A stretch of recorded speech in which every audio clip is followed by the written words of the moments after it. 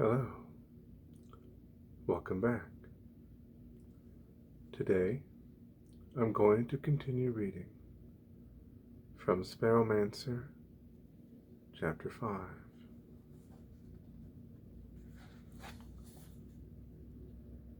Leech helped Sparrow to the ground and rolled up what was left of Sparrow's pant leg. He had a rucksack, and he set it on the ground. Inside were a rolling pouch of parts, a tool, a first aid kit, and some rations. "You know," Sparrow said, looking at the rations, "I'm not even sure I actually need to eat." "You get hungry, right?" Leech said, taking a scalpel and some bandages from his first aid kit. "I guess so," Sparrow replied. "I don't really know if the things I feel are real or if they're simulations." Leech arched his eyebrows at Sparrow and didn't say anything. Sparrow didn't know what that meant. Then Leech put antigel on Sparrow's leg, rubbed it into the shreds of skin left there, and removed the ragged edges of flesh with his scalpel. Sparrow felt only pressure, and there was no blood. "Do you feel that?" Leech asked. Sparrow said, "Your bedside manner leaves much to be desired, Doctor." "Well, I'm not a doctor," Leech said, smiling a little. "I'm a mechanic." Leech helped Sparrow remove his boot. Then he set out the rest of his tools and parts. He took a prosthetic leg from his pack. It was much too short, so he placed it against Sparrow's intact leg and pressed a button on a white control device in his other hand. A shiver ran down Sparrow's spine. The leg extended, reshaping itself until it was the right size.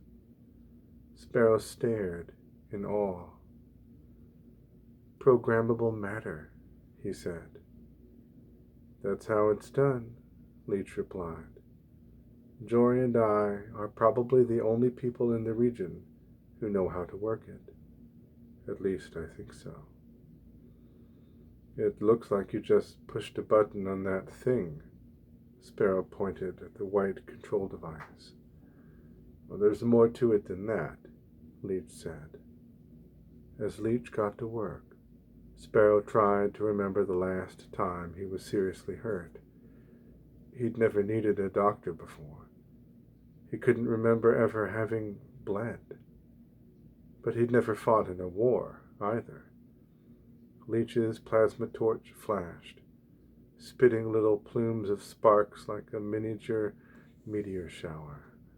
Sparrow had always been cautious. Now he realized that he had also been lucky. It didn't seem fair, given everyone he'd seen die. Something should have maimed him long before now, or killed him, long before the desert. "I thought about a big incantation," he said.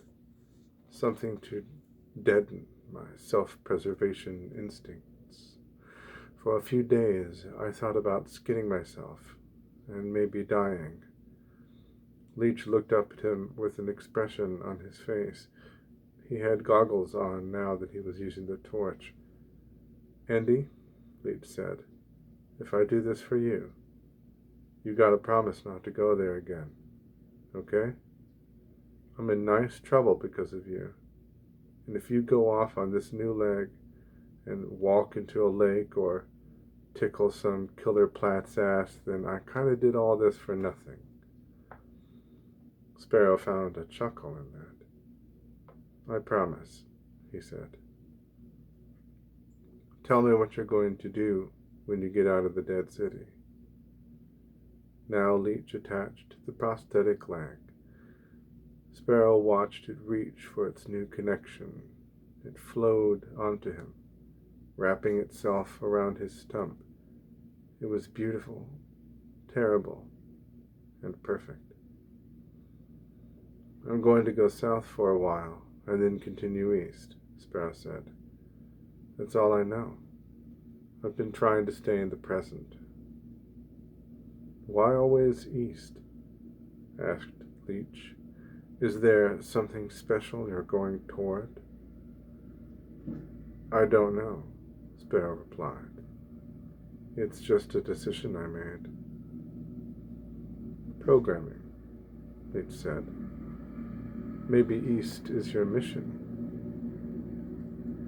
Like the big platforms, staying in the cities.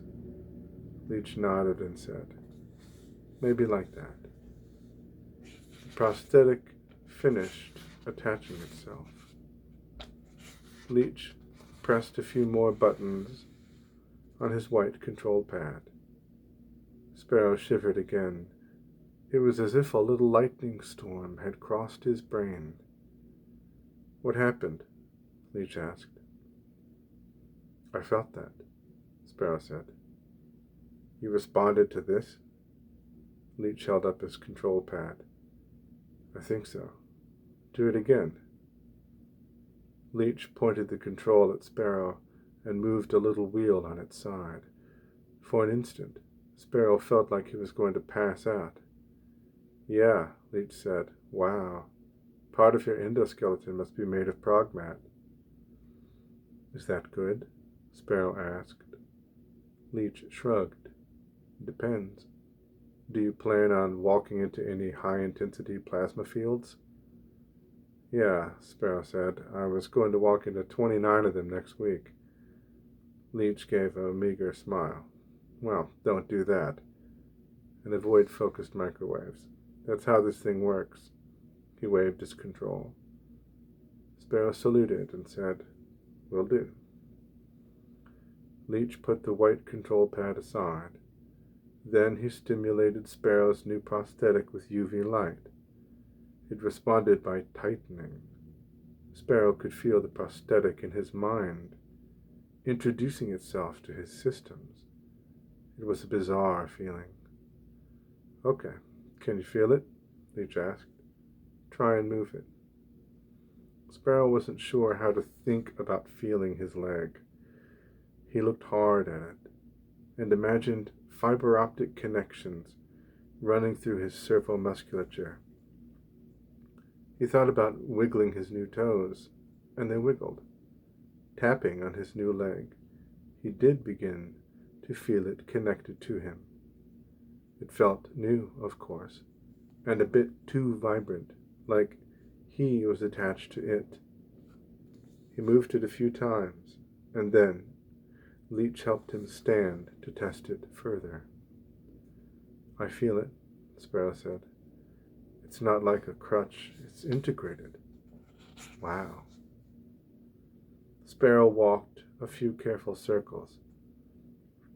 First, Leech held his hand while he got his balance.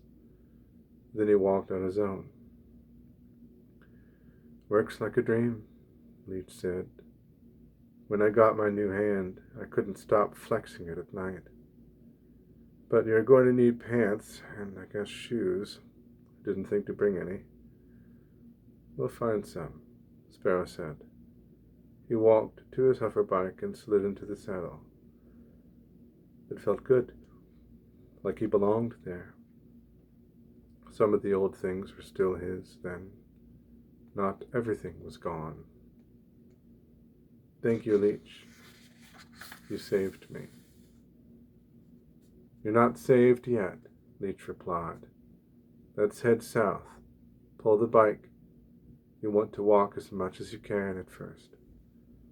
Sparrow and Leech left the burned park and headed south toward a towering district.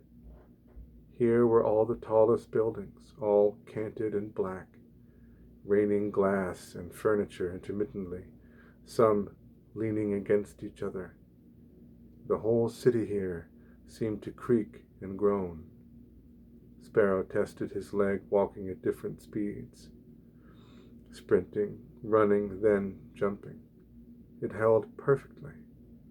He and Leech found a clothing store with several pairs of intact pants left in it. They were gray drawstring pants with ankle bands. There were some work boots, too. Sparrow had to change in the street because there were piles of corpses behind the counter, and he couldn't bear to look at them. All right. I'll stop here for now. We will continue with Chapter 5 next time. Thank you.